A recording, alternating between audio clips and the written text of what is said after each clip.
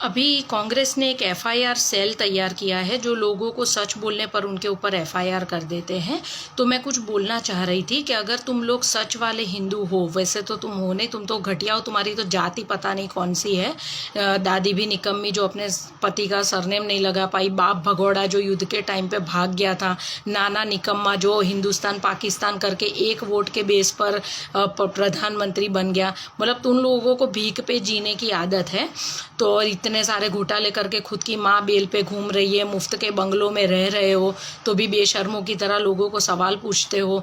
1500 करोड़ देने वाले रतन टाटा ने जवाब नहीं मांगा, लेकिन चवन्नी भी नहीं देने वाली भिखारी जो लोगों के पैसों पर पल रही है, वो भूरी काकी मोदी से हिसाब मांग रही है। काहे का तू हिसाब मांग रही है? तू है कौन?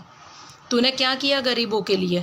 आज जब 1947 में इंडिया आज़ाद हुआ था और 1948 में चीन आज़ाद हुआ था, तो आज चीन वर्ल्ड में 2nd नंबर पर है और इंडिया 138 नंबर पर है। 70 सालों में तुम लोगों ने देश को आगे लाने के लिए कुछ किया नहीं है। किस चीज़ का तो हिसाब मांग रही है?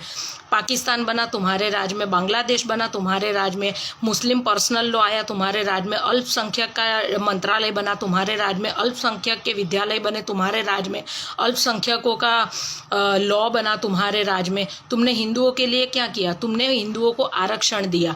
क्यों? क्योंकि हिंदू अंदर अंदर लड़ता रहे, मरता रहे और तुम लोग अपनी रोटियां सेकते रहो। जिन किसी को भी पता नहीं है, मैं उन लोगों को बता दूं कि Nehru actually Hindu common bill code bill लाना चाहता था, जिसके चलते सरदार वल्लभ भाई पटेल ने उनको बोला था कि अगर तुम ये बिल लाए हिंदुओं के लिए तो मैं कांग्रेस से इस्तीफा दे दूंगा। इसलिए उनके देहांत के बाद इस नेहरू निकम्मे ने हिंदू कोड बिल पास करवाया था और आज जो ये हिंदू भुगत रहा है ना, वो उस निकम्मे की वजह से भुगत रहा है। ठीक है। और दूसरा कि मोरारजी देसाई ने अपने एक उनका जो बुक है मेरा जीवन वृत्तांत, उसके 4, 5, 6 नंबर के पेज पर लिखा है कि पता नहीं क्यों मुझे ऐसा लगता है कि नेहरू को पहले से ही हिंदुओं के साथ अलग ही पूर्वाग्रह है और जो हिंदुओं से नफरत करते हैं। और जेबी कृपलानी ने भी कहा था कि अगर आप हिंदू से प्यार करते तो कभी हिंदू कॉमन बिल नहीं लाते, आप कॉमन सिविल कोड लाते जो सारे धर्मों को लागू पड़ता। लेकिन आपने हिंदुओं पर अपना गुस्सा उतारा और आप हिंदुओं को धोखा देने के लिए जनोई पहनते हो।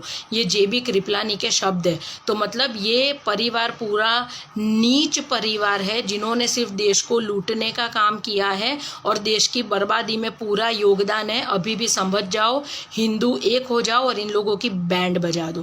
कांग्रेस मुक्त भारत करोगे तभी जाकर तुम्हारी ज़िंदगी सुधरेगी, वरना तुम्हारी ज़िंदगी ये लोग नर्क बना देंगे। इससे अच्छा तुमको नहीं समझा सकते हैं अब। वंदे मातरम।